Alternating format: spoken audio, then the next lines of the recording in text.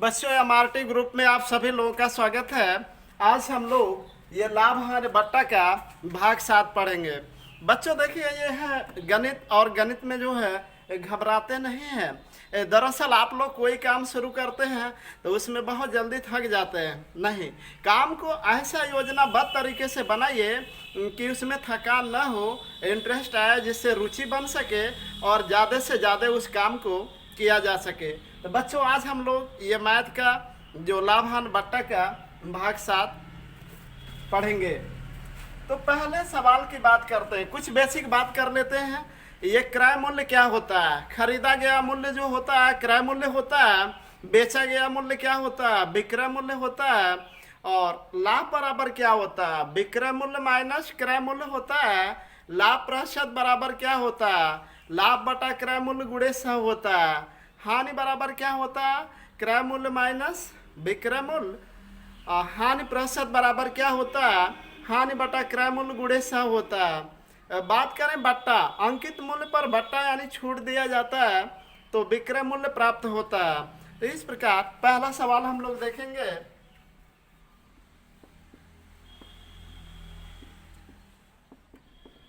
एक दुकानदार किसी वस्तु को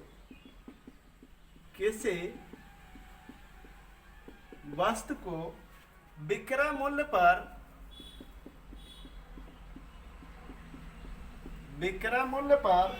16 सही 2/3% लाभ पर बेचता है। वास्तविक लाभ प्रतिशत ज्ञात करें। वास्तविक लाभ प्रतिशत ज्ञात करें। देखो बच्चों, ये सवाल कैसे बनेगा। ये दुकानदार किसी वस्तु को विक्रय मूल्य पर 16 सही 2/3% लाभ पर बेचता है। वास्तविक लाभ प्रतिशत पूछा है, तो 16 सही 2/3%, 16 तिया 48 2 50/3 प्रतिशत को हटाएंगे 2 जीरो बढ़ जाएगा। ये इससे कट गया, 5 एक कम, 5 छक्का 1 बटा कितना 6। अब ये लाभ हो गया। अब विक्रय मूल्य पर है तो ये विक्रय हो गया। अब क्रय मूल्य कितना होगा? क्रय बराबर होता है विक्रय माइनस लाभ। तो अब आपका 6 ऋण 1 बराबर 5। तो लाभ प्रतिशत पूछा।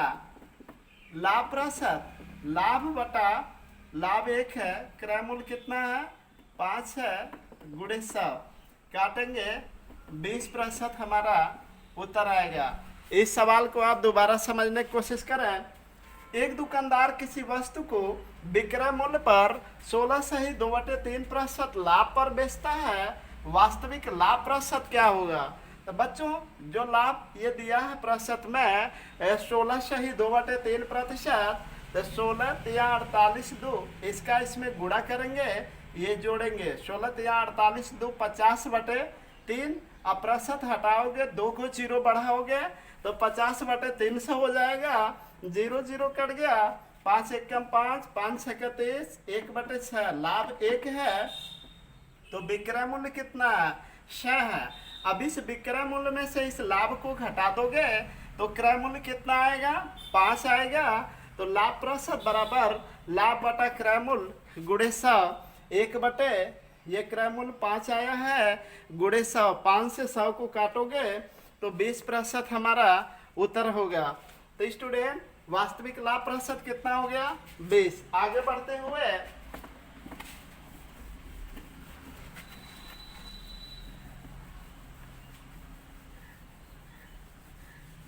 सवाल नंबर 2 देखते हैं।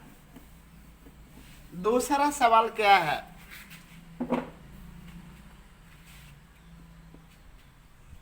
एक आदमी किसी वस्तु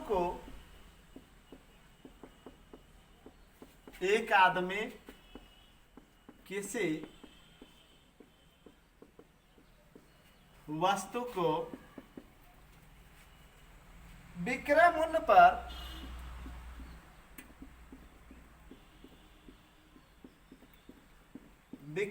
पर बेचता विक्रय मूल्य पर 25% हानि पर बेचता है, 25% हानि पर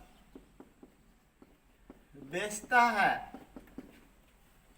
वास्तविक हानि प्रतिशत ज्ञात करें। वास्तविक हानि प्रतिशत ज्ञात करें। देखो बच्चों, इस सवाल को हम उसी प्रकार बनाएंगे। 25 का बटे कितना लिखेंगे? 100, 1 का बटे 4, ये लाभ माफ कीजिए हानि है, और ये आपका बेचता मतलब विक्रय मूल्य है। तो अब क्रय मूल्य इस कंडीशन में हो जाएगा 4 1 5, 4 धन 1 5 हो जाएगा। क्योंकि क्रय मूल्य जब हानि दिया है तो विक्रय मूल्य में जुड़ता है, तो 4 ये कितना हो गया? क्रय मूल्य 5 हो गया। और हानि प्रतिशत बराबर वास्तविक हानि प्रतिशत, हानि 1 है तो क्रय 5 है, प्रतिशत के लिए गुणे 100, 20% हमारा उत्तर आएगा। इस सवाल को आप दोबारा समझने की कोशिश करो। ये एक आदमी किसी वस्तु के विक्रय मूल्य 25% हानि पर बेचता है, तो 25 का बटे 100 काट दिए, 25 एकम 25, 25 चौका 100, हानि कितना? 1 है, तो बेचता मतलब विक्रय मूल्य कितना? 4 है, क्रय मूल्य निकालेंगे। अब जब हानि है विक्रय मूल्य है, दोनों को ये जोड़ देंगे तो क्रय मूल्य आ जाएगा। क्रय मूल्य 5 आया, हानि प्रतिशत बराबर, अब हानि बटा क्रय मूल्य गुणे 100, 5 से इसको काटेंगे कितना आएगा? 20 प्रतिशत हानि, ये हमारा उत्तर आएगा। अगले सवाल की ओर बढ़ते हुए सवाल संख्या 3 हम लोग देखेंगे।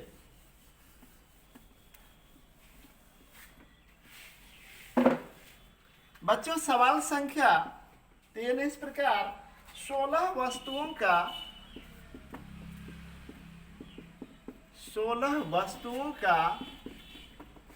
क्रय मूल्य, 16 वस्तुओं का क्रय मूल्य 14 वस्तुओं के विक्रय मूल्य के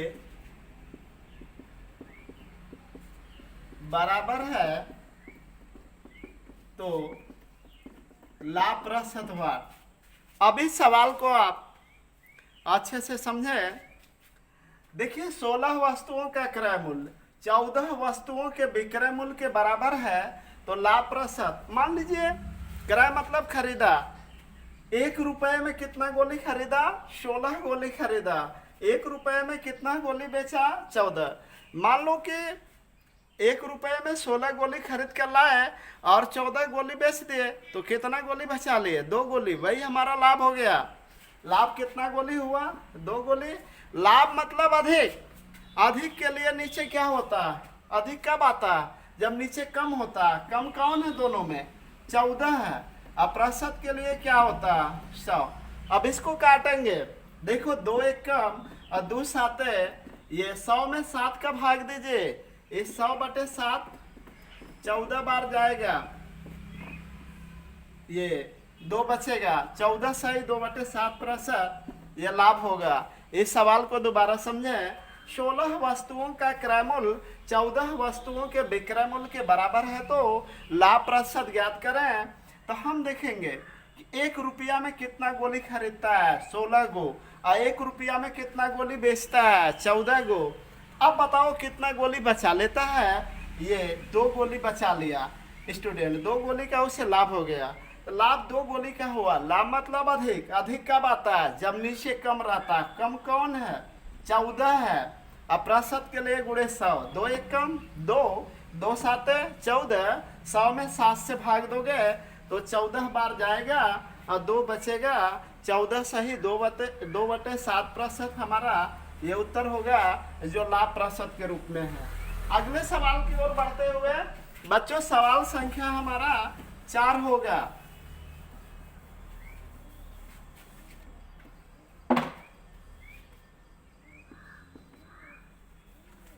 सत्ताईस सौ पचास वस्तुओं का क्रय मूल्य 2500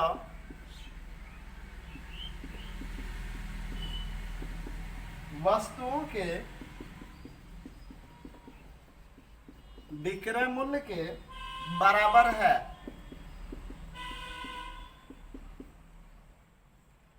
तो लाभ प्रतिशत ज्ञात करें। लाभ प्रतिशत ज्ञात करें। इस सवाल को हम लोग कैसे बनाएंगे? देखिए, 1 रुपया में कितना गोली खरीदा? 2750। और 1 रुपया में कितना गोली बेचा? 2500। अब ये बताओ, यहाँ हमारा लाभ हुआ कि हानि हुआ? लाभ हुआ, क्योंकि 1 रुपया में 2750 गोली खरीदे और 1 रुपया में 2500 गोली बेच दिए। तो कितने गोली का लाभ हुआ? 2750 में से 2500 घटाएंगे, 250 गोली का लाभ। लाभ मतलब अधिक। अधिक कब आता है? जब नीचे कम रहता है। कम कौन है? 2500 है। प्रतिशत लाने के लिए गुणे ये 100 होगा। ये 0 से कट गया, 25 से कम 25, 10% का लाभ हो गया। अब इसके बाद बच्चों हम लोग सवाल संख्या 4 देखेंगे। आप कीजिए, 5वां सवाल होगा। सवाल संख्या 5 होगा। 630 रुपए में 12.5% के लाभ पर बेची गई किसी वस्तु का क्रय मूल्य ज्ञात करो। अब इस सवाल को क्रय मूल्य निकालना है। तो 630 क्रय मूल्य में 100 ऊपर रहता है। 10% का लाभ तो 110 लिखते हैं, 20% का लाभ तो 120 लिखते हैं, 30% का लाभ तो 130 लिखते हैं। 12.5% का लाभ है, तो 100 में जोड़ेंगे इसे, 112.5 होगा। चलो इसको देखते हैं कैसे बनेगा। बच्चों, क्रय मूल्य निकालने के लिए 100 ऊपर रहेगा। विक्रय मूल्य दिया है और लाभ प्रतिशत दिया है, तो क्रय मूल्य निकालने में 100 ऊपर होगा। तो क्रय मूल्य बराबर 630 गुणे ये 100 ऊपर, इतना प्रतिशत लाभ होगा तो 100 में जुड़ जाएगा। ये 12.5 100 में जुड़ेगा, 112.5। ये दशमलव हटा के यहाँ 0 बढ़ा दा। नीचे हटेगा दशमलव, जितने अंक पे रहेगा और उतना 0 बढ़ेगा। अब 5 दूना का 10, 5 दूना का 10, 5वां का 25, 5 दूना ये 5 चौका, ये 5वां का 5 चौका, 5 नवा 5 8 40। अब 9 एक कम, 9 7 और 70 गुणे 8, 0 उतार लेंगे, 8 7 56। क्रय मूल्य हमारा 560 रुपया आएगा। अब बच्चों आगे बढ़ा जा, सवाल संख्या 6 होगा।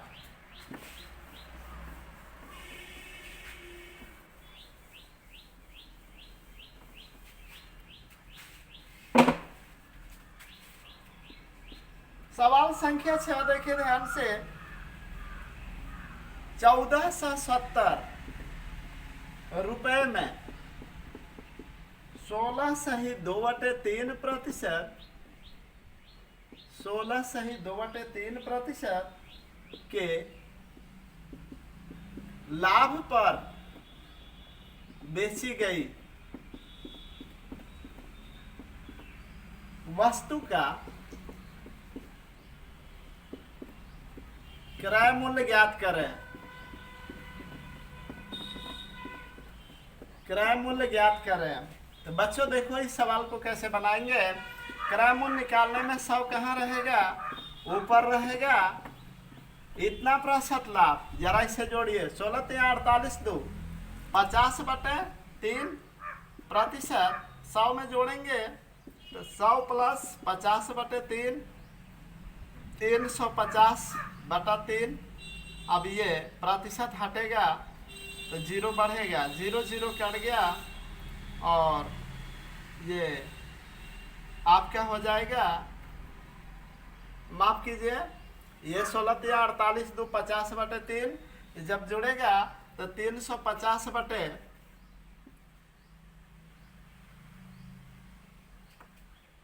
350 बटे 3 हो जाएगा। अब स्टूडेंट इस कंडीशन में 350 बटे 3 कहाँ जाएगा, ऊपर जाएगा। 1470 गुणे 300 बटे 350 हो जाएगा। 0 0 कट गया, 5 6 5 7 7 दूनी 7 1 6 0 6 1 6 दूनी 12। हमारा उत्तर जो होगा ये 1260 आएगा। 1260 हमारा उत्तर कैसे आया है बच्चों, आप उस सवाल को दोबारा देखें। ये 1470 रुपये में 16 से ही 2/3% के लाभ पर, तो 100 में इतना जुड़ेगा, तो 100 में उतना जुड़ेगा। 100 प्लस 16 या 48 दो 50 बटे 3 हो जाएगा। ये 3 के गुणा 100 में 300 और 50 जुड़ेगा, 350 बटे 3 होगा। ये तो 350 बटे 3 ऊपर जाएगा, 100 में गुणा 300 बटे 350 हो जाएगा। ये 0 0 से कट जाएगा। 5 6 30, 5 7 35, 7 से कटे 210 गुणे ये हो जाएगा आपका 6, 0 उतर गया। 6 कम 6 और 6 दूना का 12, 1260 हमारा उत्तर हो गया। अगले सवाल की ओर बढ़ते हुए स्टूडेंट सवाल संख्या 7 होगा। आइए देखते हैं बच्चों सवाल 7 क्या है। 72 वस्तुओं 72 वस्तुओं को बेचने पर एक आदमी को 9 वस्तुओं के क्रय मूल्य का लाभ होता है। लाभ प्रतिशत भाग मतलब ज्ञात करें।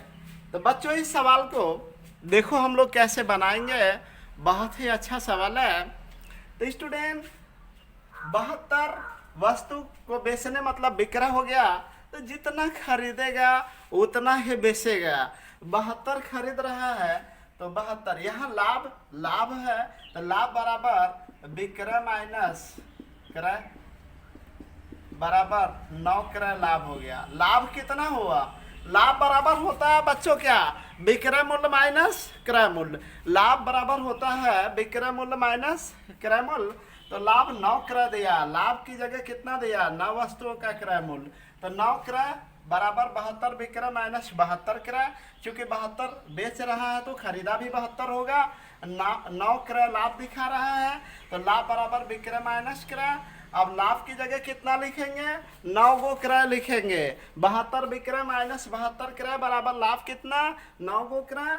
अब देखो 72 विक्रय बराबर ये ऋण 72 क्रय इधर आएगा, इसमें जुड़ेगा 9 क्रय में 81 क्रय हो जाएगा। जरा अब एक बात बताओ, 1 रुपया में 81 खरीदता है और 72 को बेचता है, तो उस कंडीशन में उसका लाभ होता है कि हानि होता है। जरा दोबारा सोचिए कि 1 रुपया में 81 गोली खरीदता है और 72 गोली बेचता है, लाभ होगा उसका। क्या गो गोली बचा लेता है, अब इसमें 9 गो गोली बचा लिया। अच्छा लाभ मतलब अधिक, अधिक कब आता है, जब नीचे कम रहता है। कम कौन है, 72। अब प्रतिशत के लिए गुणे क्या होता है, 100। 9 1 कम 9 8 है। अब इसमें भाग दीजिएगा, काट सकते हैं इसको, 4 दूनी 4 दूनी 4 5 25 का आधा 12.5% लाभ जो हमारा उत्तर हो जाएगा। इस सवाल को आप दोबारा समझने की कोशिश करें। 72 वस्तुओं को बेचने पर एक आदमी को 9 वस्तुओं के क्रय मूल्य का लाभ होता है, तो लाभ प्रतिशत ज्ञात करें। तो अब देख रहे हैं कि 72 को खरीदा है, ये बेच रहा है, तो जाहिर सी बात है कि 72 को खरीदा भी होगा। और लाभ बराबर होता है विक्रय मूल्य माइनस क्रय मूल्य। तो 9 का क्रय लाभ दिखा रहा, 9 क्रय लाभ दिखा रहा। तो 72 विक्रय माइनस 72 क्रय बराबर 9 गो क्रय लाभ। लाभ बराबर विक्रय मूल्य माइनस क्रय मूल्य, लाभ की जगह 9 गो क्रय है। अब स्टूडेंट 72 विक्रय ऋण 72 क्रय बराबर 9 गो क्रय, ऋण 72 क्रय इधर आएगा तो 9 क्रय में जुड़ेगा, कितना हो जाएगा 81 क्रय हो जाएगा। 72 विक्रय बराबर 81 क्रय।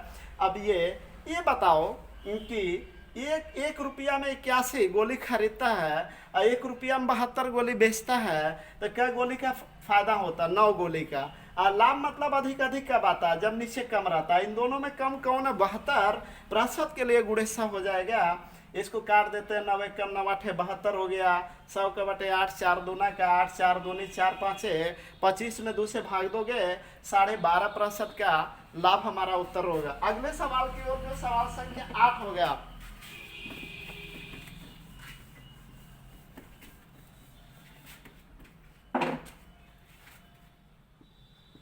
सवाल संख्या 8 इस प्रकार है, किसी वस्तु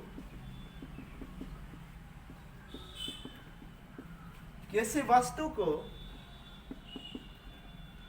7% लाभ के बदले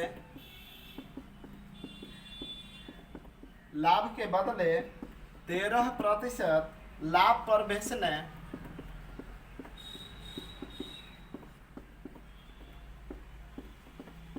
पर 42-48 रुपए अधिक प्राप्त होता है।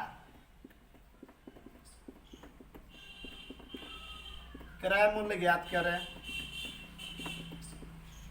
अब स्टूडेंट देखिए, ऐसे सवाल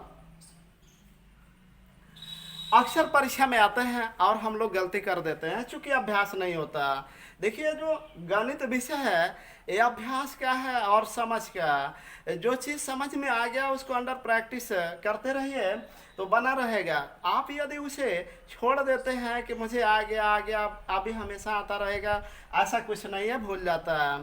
तो चूंकि मुझे भी ये 20 साल पढ़ाते हो गया और जब मैं जो लेसन पढ़ना छोड़ देता हूँ वो धीरे धीरे भुलाना शुरू, लेकिन मैं लगातार 20 साल से इन विषयों को, जो भी विषय है, प्रैक्टिस में लिया।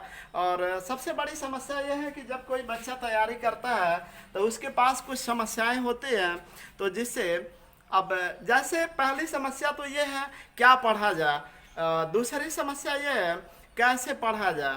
तो मतलब ये है, देखिए, यदि पढ़ाई बच्चा कोई करना चाहता है तो सोचता है कि चलो हम कुछ पढ़ाते भी रहें और पढ़ाई करते भी रहें, तो उससे बड़ा नुकसान भी होता है। चूँकि पढ़ना कुछ और है और पढ़ाना कुछ और है, तो इससे नहीं घबराना चाहिए।